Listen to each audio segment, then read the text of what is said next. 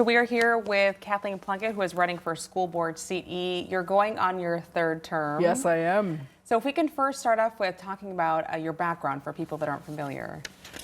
So where do I look? So whenever you're ready, we could just talk about, like you mentioned, you were born, or you spent a lot of time in Anchorage. Can you talk about your background?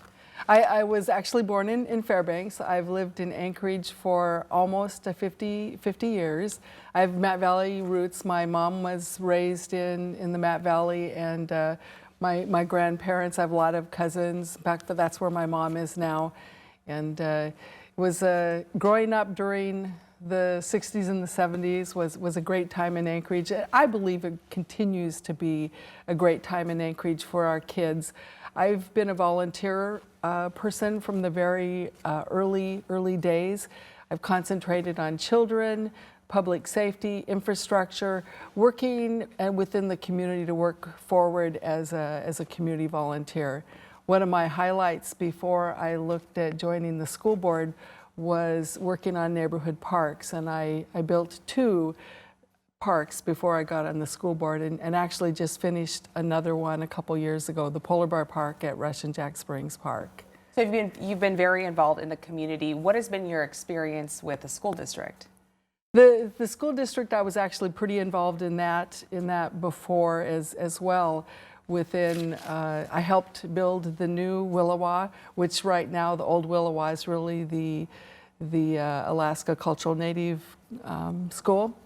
And I also did a lot of work at Clark in my early days when my son was there, and even after he left, to the point I got a Volunteer of the Year award from the school district in the late 90s. So I've done a lot of volunteer work, and how can I make things better for our kids? Because we have some great kids in this school district. Now, you've spent 2 terms on the school board. What has been your highest and lowest point? I mean, serving on the school board, what has been your best experience? What have you enjoyed the most?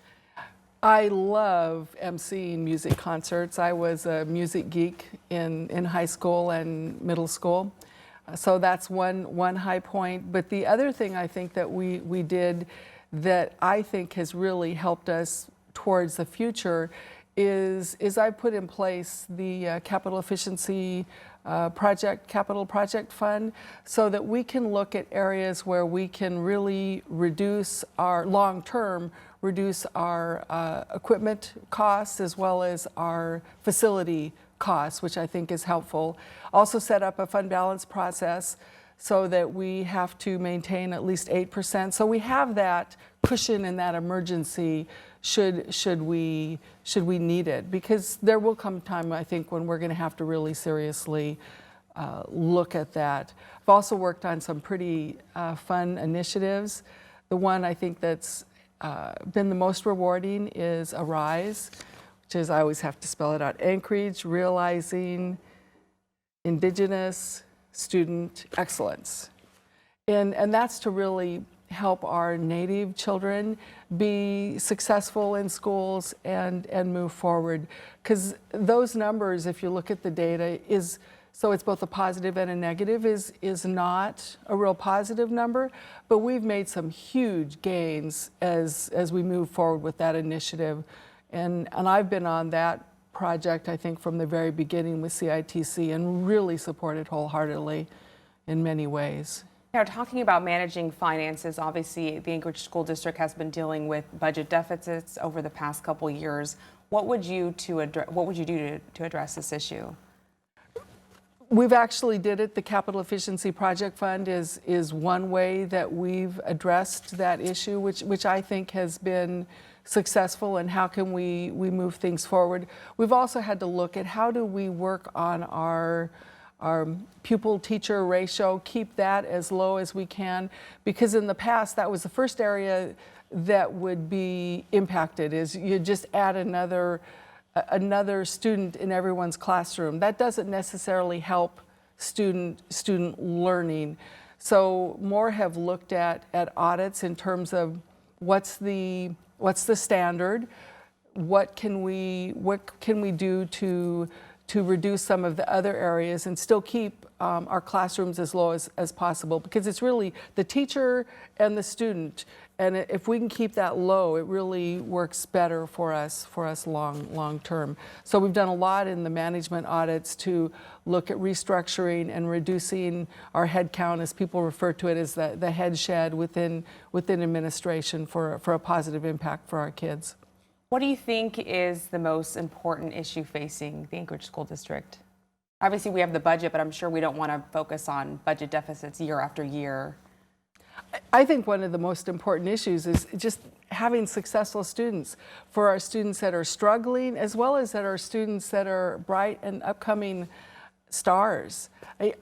Because if you can move all of our kids forward, we will solve a huge problem. We have a lot of great kids, and everyone can achieve. So for me, it's student success. Now, why a third term on the school board?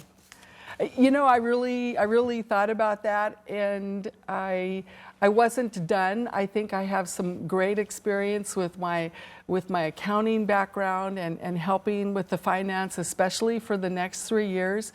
It's going to be pretty tough.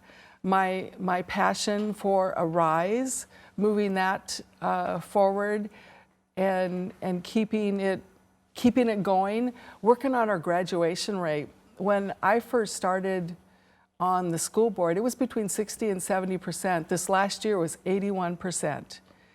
But I would like to see that go even higher for our numbers. And I just think that we have a great district.